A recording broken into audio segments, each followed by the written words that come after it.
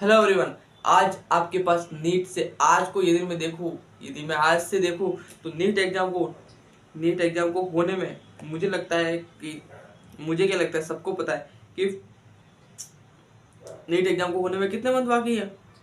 5 month बाकी है। कितने? 5 मंथ। क्या इसके अंदर हम नीट एग्जाम निकाल सकते हैं? भाई मेरे से पूछ रहे हो आप, तो मैं तो कह सकता हूँ यस निकाल सकते हो। लेकिन क्या आपको पता ही है कि हम निकाल सकते हैं कि नहीं निकाल सकते? सीधी सी बात है। तो मैं बेसिक सा बताऊंगा, सीधा सा चलूंगा कि आपके पास 5 मंथ है, इसको कहाँ यूज करने और कैसे एक बेस्ट मेडिकल कॉलेज के अंदर पहुंच सके।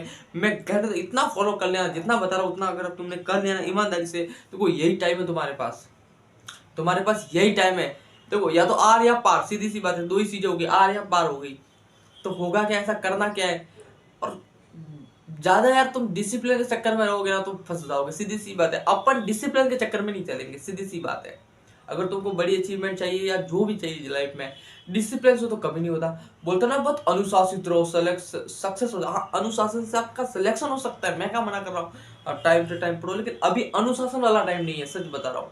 अभी जो 5 मंथ बचे हैं ना, वो अनुशासन का नहीं है, वो है हार्डवर्क का। करनी पड़ेगी मेहनत, करनी पड़ेगी भाई, मेहनत करनी ही पड़ेगी। और जितना मेहनत करनी पड़ेगी, इतनी करनी पड़ेगी पास वाला नहीं कर सकता। जो पास में तुम्हारे पास वो लाइब्रेरी में पढ़ रहा है ना, वो नहीं करना चाहिए। इतनी मेहनत करनी चाहिए। जब मैं पढ़ता था ना, तो मुझे नहीं पता उससे कुछ जलन वलन कुछ नहीं थी, लेकिन वो पढ़ता था ना, तो वो बोलता कि मैं 10 घंटे पढ़ता हूँ, तो मैं 12 घंटे पढ़ता था उससे। तो ये होना चाहिए, अगर वो 10 घंटे पढ़ता तो मैं 12 घंटे पढ़ूंगा। तो ऐसा, तो अभी मैं ये बताऊँ आपको क्या, अभी मैं आपको ये बताऊँ कि यार आप 10 घंटे पढ़ो, आप 10 घंटे पढ़ो, और मैं ये बताऊँ आपको कि आप 12 घंटे पढ़ो, तो ये गलत है। तो ये मुझे लगता है ये गलत है, इसलिए मैं इसको बता रहा नहीं हूँ। तो आपको क्या करना है? आपको कुछ नहीं करना है, आपको जो बता रहा वो करना है। क्या? देखो, सबसे पहले बात करते हैं क्या करना है। देखो, डिसिप्लिन की बात करूँ, डिसिप्लिन इधर लिख लेता हूँ ना मैं एक बार, डिसिप्लिन यहाँ पे लिख लेता हूँ। देखो,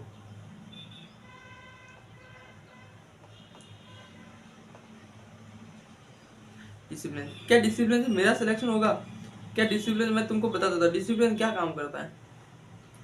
मुझे एक बात बताओ, मुझे एक बात बताओ क्या अभी तुम्हारा डिसिप्लिन सिलेक्शन हो जाएगा?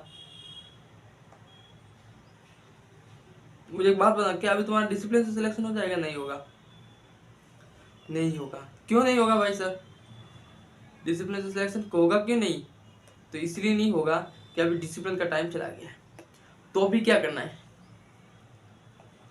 अभी करना क्या है? तो देखो, छोटी सी समझा रहा हूँ, वो आपको समझनी है। पहली बात, अभी कितने मंथ बचे आपके पास पता है? 5 मंथ। कितने बचे? 5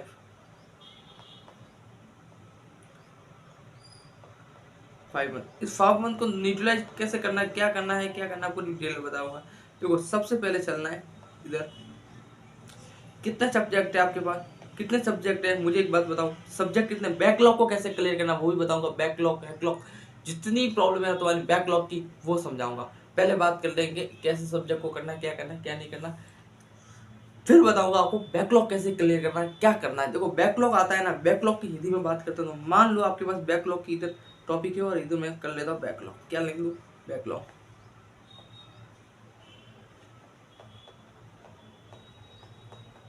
बैकलॉग, बैकलॉग, ये जो बैकलॉग है ना, वो क्या है, किस सब्जेक्ट का है, डिपेंड करता है कि सब्जेक्ट कौन सा है और क्या है। समझ में आ गया कि कौन सा सब्जेक्ट का आपके पास बैकलॉग है। तो मैं ऐसे मान लूँ कि आपको तीनों का सब्जेक्ट क्या है भाई, पी सी बी में तीनों का सब्जेक्ट में आपका क्या है, बैकलॉग है। तीनों में है, यस। क्या मैं ये तो नहीं मान सकता ना भाई कि ये सब 15 15 चैप्टर है? ये तो नहीं, ये तो पता ही नहीं हो सकता ना भाई, क्योंकि अगर 15 होता तो तुम क्या कर रहे हो फिर? अभी तक तैयारी तो की है ना। ये आपको पता चीजों का बैकलॉग ही है तो फिर प्रॉब्लम ही आ जाएगी भाई। इतना नहीं है, तो मुझे इतना पता है कि आपके हर चैप्टर में 3 से 4 चैप्टर का बैकलॉग हो सकता है। 3 से 4 या ज्यादा से ज्यादा 5 हो सकता है भाई। 3 से 4 हर चैप्टर का बैकलॉग है आपके, मतलब हर सब्जेक्ट का बैकलॉग है। तो उसको कैसे कवर आउट करेंगे? तो छोटी छोटी चीज बताऊंगा जो आपको पढ़ना है और भाई अपने दिलो दिमाग मस्तिष्क में उतारना है। ठीक है, क्या करेंगे? सबसे पहले क्या बात करें, 5 मंथ के अंदर हमें करना क्या है।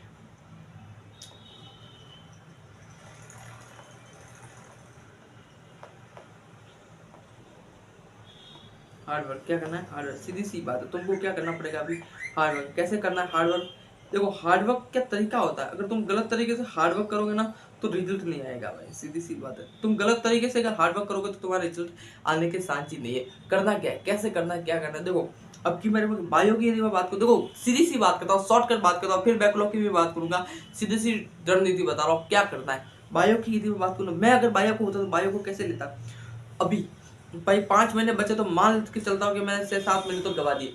अब 6-7 महीनों के अंदर मैंने क्या किया होगा, मैंने क्लास तो ली होगी, सीधी सी बात, 11 करके आया, 12 करके आया और मैंने अभी थोड़ा 5-6 महीने अभी पढ़ा है, अभी पढ़िए, तो आपको तो इतना तो पता होगा, आपको इतना तो पता होगा कि भाई मैंने एक बार तो सभी की क्लासेस देख ली होगी, नॉर्मली नॉर्मली एक बार मैंने देखी है। तो मुझे क्या करना है, मुझे बायो का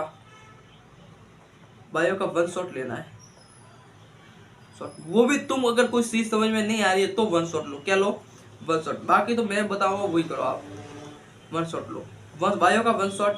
क्या डिटेल लेक्चर नहीं, इतना टाइम नहीं है, बायो का लो वन शॉट, एक बार बस एक चैप्टर क्लास के अंदर पूरी बायो चैप्टर खत्म होना चाहिए, फिर आना आपको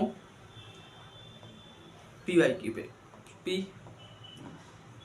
पीवाईक्यू किए, यस, फिर बताऊंगा सब क्या करना है, पीवाईक्यू किए, हाँ एक बार फिर पीवाईक्यू कर लेना, पीवाईक्यू के बाद डायरेक्ट जंप करना आपको, किस पे करना है, बस अभी एंसर को कैसे पढ़ना है, क्या करना है, मैंने ऑलरेडी वीडियो बना रखा है पूरा डिटेल में, तो अभी मैं बार बार उसको टाइम वेस्ट करूंगा नहीं, है ना भाई, इसीलिए मैं बार बार डायरेक्ट एनसीईआरटी पढ़ना है। और इस एनसीईआरटी की मैं बात करूँ ना भाई, एनसीईआरटी को इतनी अच्छी तरह से पढ़ना, अच्छी तरह से पढ़ना है, एनसीईआरटी को क्या पढ़ना है, अच्छी वे में पढ़ना है, क्या पढ़ना है,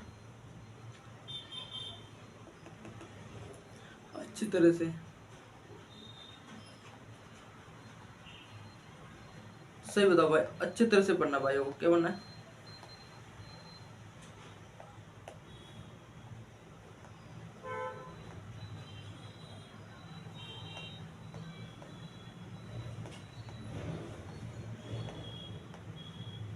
क्या पढ़ना है आपको, अच्छी तरह से पढ़ना भाई, ऐसे नहीं कि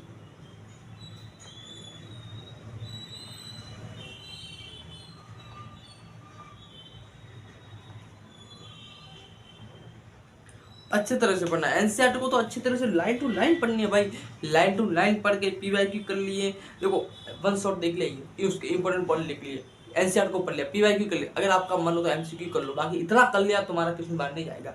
फिर इसके अंदर तुम इतना ही करना है, तुम क्या ज्यादा क्या अपने आप को वो समझते हो क्या, बस इतना ही तो करना होता है, बस इतना ही करना होता है भाई, ज्यादा कुछ करना नहीं होता, बस इतनी करनी होता है, बार बार करना होता है, बस सीधी सी बात है। बायोलॉजी में टॉप आने की क्या सीक्रेट है, क्लास ढंग से देख लो, देख लिया, हाँ अभी इतना टाइम नहीं है पूरी एक सीरीज देखो नहीं, एक वन शॉट देख लिया अच्छी तरह से, यस अच्छी तरह से वन शॉट पूरी क्लास दिमाग में होनी चाहिए, यार टीचर ने ये कहाँ पे किसने लिखा है। फिर एनसीईआरटी को अच्छी तरह से पढ़ना भाई, अच्छी तरह से एनसीईआरटी जितने तुम क्वेश्चन उठा लो, लाइन टू लाइन क्वेश्चन बनते हैं, जो अपने दिमाग में अच्छा एक लाइन पढ़ रहे हो ना तो आपको पता होना चाहिए क्या इस लाइन से कैसा क्वेश्चन बन सकता है, समझ में आ गया, नहीं समझ, हाँ तो ये पता होना चाहिए, समझ में आ गया, तो ये चीजों को समझो कि समझ गए, यस समझ गए सर, हम समझ गए किस लाइन से कैसा क्वेश्चन बन सकता है, अगर ये दिमाग में आ गया तो तुम पार कर जाओगे, ठीक है, इस चीजों को समझना है। फिर आता है फिजिक्स के अंदर, फिजिक्स के अंदर कुछ नहीं करना भाई, फिजिक्स के अंदर मैं सही बताऊँ ना, फिजिक्स के अंदर फिजिक्स फिजिक्स के अंदर क्या करना है, करना क्या भाई,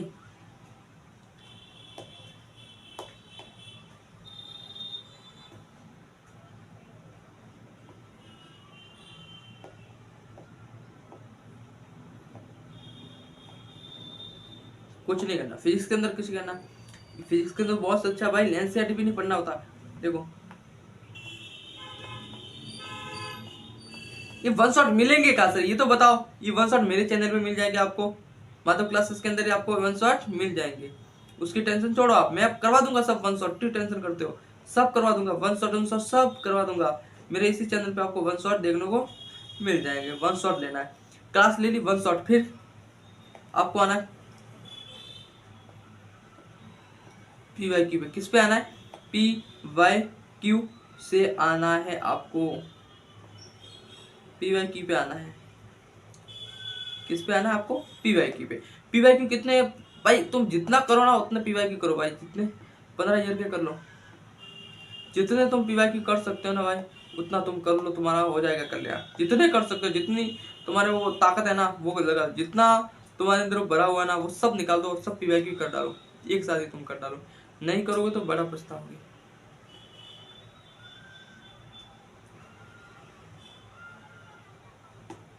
ठीक है, जितने 15,000 के जितने पीवाईक्यू है ना वो सब कर डालो।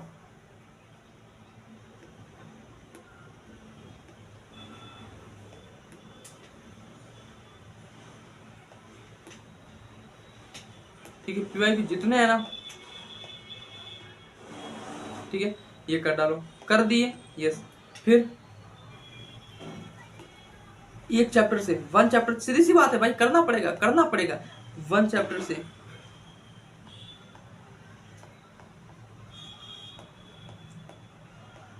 200 क्वेश्चन आपको करने पड़ेंगे।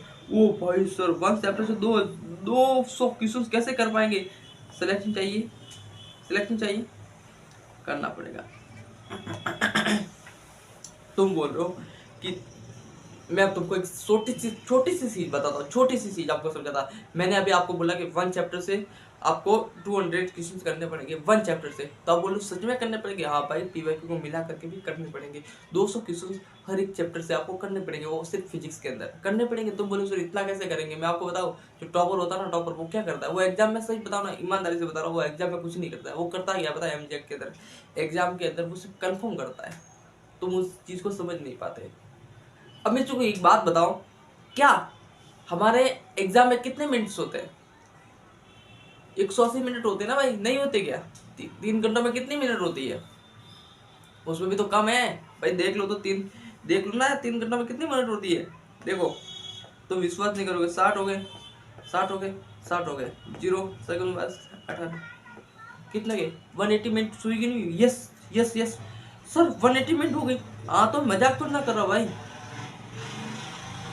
180 मिनट हो। और क्वेश्चन कितने आते तुम्हारे बताओ?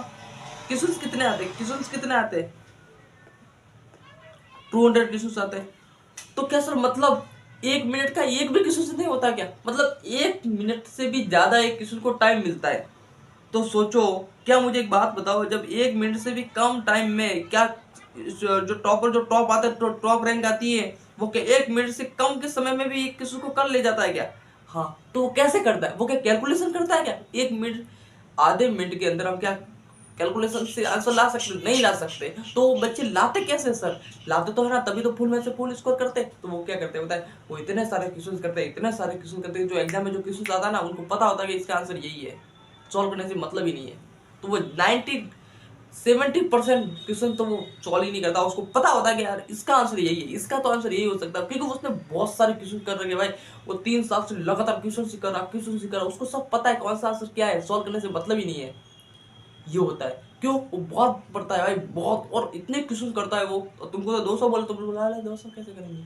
करना पड़ेगा भाई, सीधी सी बात, सिलेक्शन चाहिए तो करना पड़ेगा। और मैं तो बहुत कम बता रहा हूँ, 700 क्वेश्चन किए वो देखे, जो 700 क्वेश्चन पर चैप्टर से किए बंदों ने, तो करते हैं क्योंकि उनको सिलेक्शन चाहिए, बस किसी भी हालत में सिलेक्शन चाहिए। तो इतना करना। केमिस्ट्री के लिए तुम इनऑर्गेनिक केमिस्ट्री की बात करो ना, तो एनसीईआरटी पढ़ लो।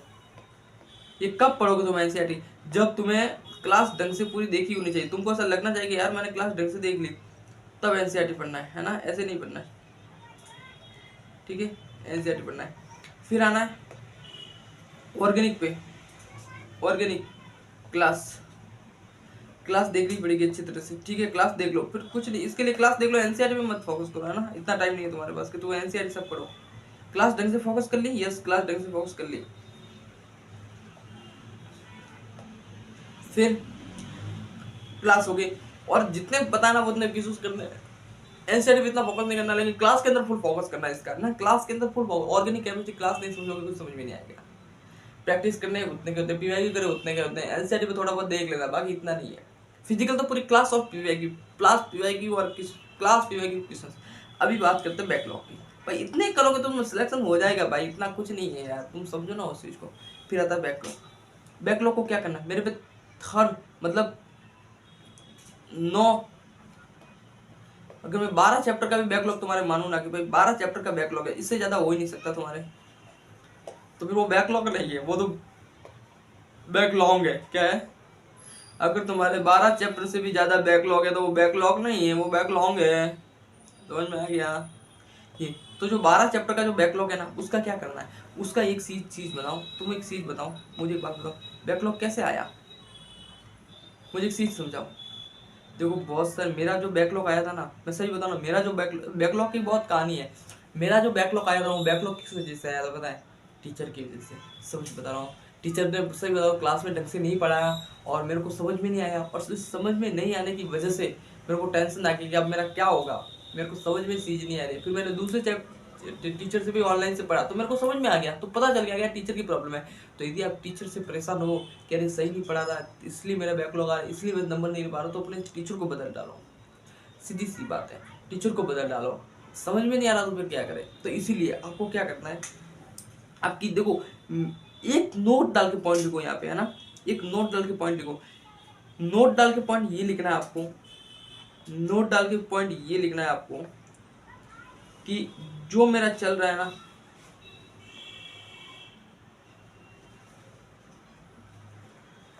कि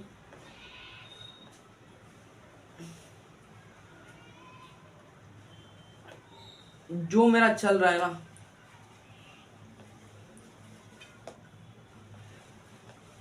जो चल रहा,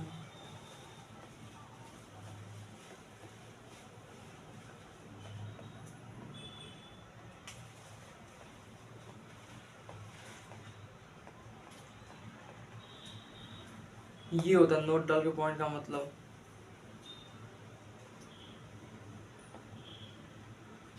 कि जो मेरा चल रहा है ना, क्या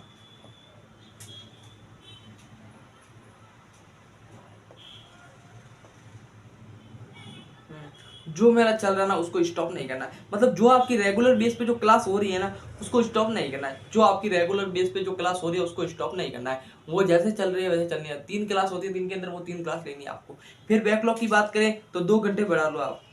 सबसे पहले किसका बैकलॉग क्लियर करोगे मुझे बताओ ना। सबसे पहले आप बैकलॉग क्लियर करोगे बायो का। बायोलॉजी का जो भी बैकलॉग होगा वो क्लियर करना। क्लियर कैसे करना है? क्लास लेनी है, पढ़ना है, बस सीधी सी बात है। क्लियर क्या करना है?